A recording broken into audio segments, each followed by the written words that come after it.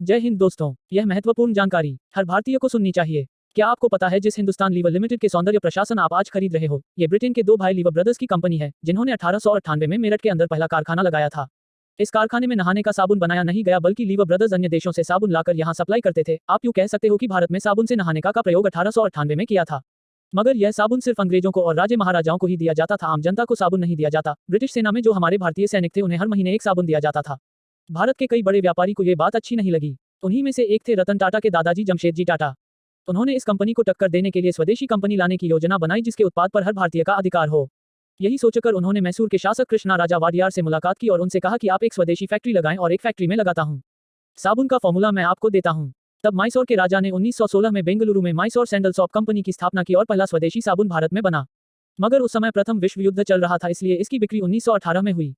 इस साबुन की खासियत थी कि इससे अगर एक बार कोई नहा ले तो 2 दिन तक इस साबुन की महक उसके शरीर से नहीं जाती थी, क्योंकि यह चंदन से बना साबुन था और आज भी ब्रिटेन की महारानी इसी साबुन से नहाती है। यह भारत का लग्जरी शाही साबुन है। हमाम भारत में निर्मित साबुन का एक ब्रांड है और यूनिलीवर की भारतीय इकाई द्वारा विपणन किया जाता है। ब्रांड का स्वामित्व पहले टाटा सन्स के पास था। प्रथम विश्व युद्ध के बाद भारत में त्वचा संबंधी रोग फैला था। इसी को ध्यान में रखकर जमशेद टाटा ने उस वक्त हमाम साबुन गरीबों को मुफ्त बांटे थे, ताकि वह बीमारी से ठीक हो जाए। मैसूर सैंडल सोप और हमाम साबुन उस वक्त भारत में इतने ज्यादा बिके कि लीवर ब्रदर्स कंपनी को उस वक्त लाखों रुपए का नुकसान हुआ था। तो अंग्रेजों ने लीवर ब्रदर्स को बचाने के लिए इन साबुन पर रोक लगा दी थी। अंग्रेजों का ये प्लान सफल नहीं हुआ, इसीलिए अंग्रेजों ने अपनी सेना और उनके परिवारों के लिए लीवर ब्रदर्स के साबुन को अनिवार्य कर दिया। लीवर ब्रदर्स के लिए ट्रांसपोर्टेशन महंगा पड़ रहा था, इसलिए उसने भी भारत में ही साबुन बनाने का काम शुरू किया और उसके बाद उसने ब्रिटिश सेना की मदद से अपना प्रचार करवाया और अपने घाटे की भरपाई की। मगर 1931 में भगत सिंह को फांसी दिए जाने के बाद फिर से लोग स्वदेशी की तरफ आ गए और ये दोनों साबुन इतने प्रसिद्ध हुए कि भारत से एक्सपोर्ट होने लग गए। जमशेद टाटा दूरदर्शी व्यक्ति थे, वे भारत को आत्मनिर्भर बनाना चाहते थे, इसीलिए उनके 4 सपने थे। पहला स्टील का कारखाना भारत में लगाना, दूसरा आवागमन के लिए साधन बनाना, तीसरा पानी से बिजली बनाना और चौथा होटल बनाना।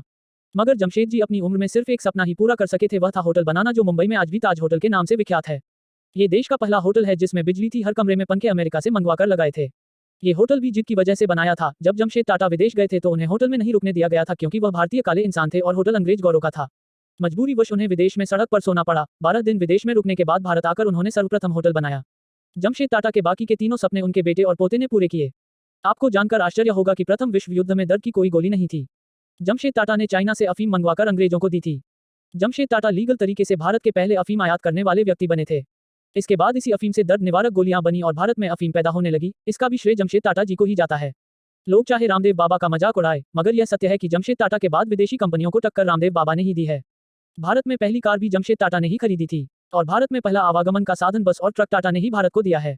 जब भी भारत में संकट आता है, तब भारत के व्यापारी और भारतीय कंपनियां ही मदद के लिए आगे आती हैं। अतः आप सभी से विनती है कि स्वदेशी अपनाएं और भारत को आत्मनिर्भर बनाने में सहयोग करें।